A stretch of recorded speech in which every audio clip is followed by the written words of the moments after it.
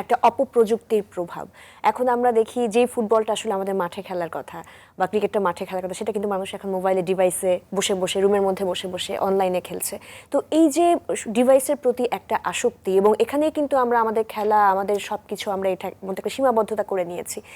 এটা কি আসলে শারীরিক এবং মানসিক বিকাশের অন্তরায় বলে মনে করেন কিনা, এবং এখান থেকে আসলে বের হয়ে আসতে কি কি পদক্ষেপগুলো গ্রহণ করা উচিত? প্রথমে এই যে অপপ্রযুক্তি বললাম, একটি কারণেই এই প্রযুক্তিটা একটি শিশু ধরেন 5-7 বছর, 10-15 বছর, 3-4টা ভাগ করা যায় শিশুকে, তার যৌবন পর্যন্ত।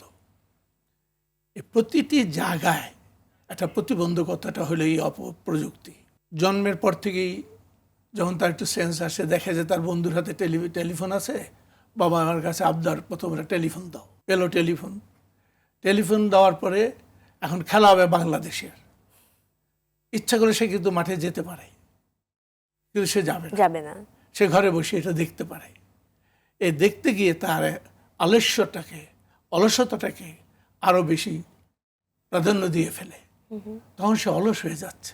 এরপরে যে খেলা, ইভেন খেলা, ফুটবল টেলিফোনেই খেলা যায়, ক্রিকেট টেলিফোনেই খেলা যায়।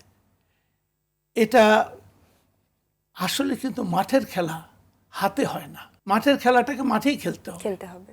একটা শিশু যখন স্কুলে যায়, আর যেরকম আমরা যখন স্কুলে প্রথম গিয়েছি ধরেন 50s-এ, তো আমাদের ছিল স্কুলের ঘন্টা বাজলো, সকালে গিয়ে লাইন আপ করলো মাঠে, ক্লাসে নয়, কিন্তু অ্যাসেম্বলি হয়, যেটা মাঠে গিয়ে পিটি আধা ঘন্টার পিটি করে শারীরিক কসরত করতে হয়।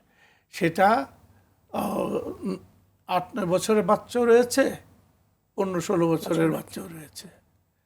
তো সেই পিটি কসরত করে টোরে ক্লাসে আসে, তাতে করে তার একটা দৈহিক একটা ডেভেলপমেন্ট হয় এবং মানসিকও ডেভেলপমেন্ট হয়। কারণ এই পিটিগুলো সবগুলো চর্চার ভিতরে একটা মানসিক প্রশান্তি আসে।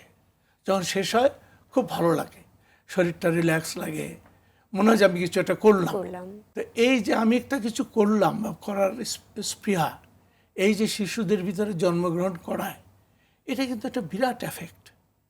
আপনি তো শিশু বিশেষজ্ঞ, শিশুদের মনস্তত্ত্ব নিয়ে কাজ করেন, আপনি হয়তো আমার সাথে একমত হবেন যে একটি শিশুর মনস্তাত্ত্বিক বিকাশের জন্য তার প্রথম শিক্ষক হলো তার বাবা মা।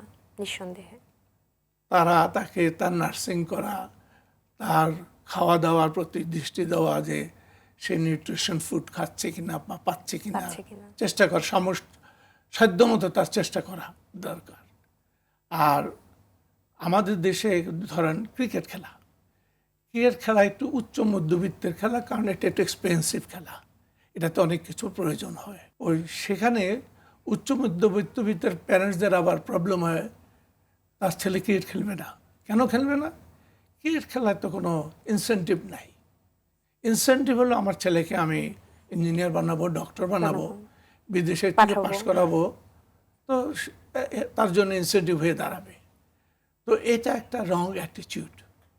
আসলে আপনাদের মতো মানুষ যারা এইগুলো নিয়ে চর্চা করেন, তারা প্রথমেই প্রতি স্কুলে একজন করে আপনাদের মতো শিক্ষক রাখা উচিত, কাউন্সিলিং করার জন্য, প্রতিটি ছেলের সঙ্গে কথা বলা, প্রতিটি ক্লাসের সাথে কথা বলা, তাদের বয়স ভিত্তিক, তাদের মানসিক কি কথা বললে তাদের ভিতরে কি কি গুরুত্ব পাবে,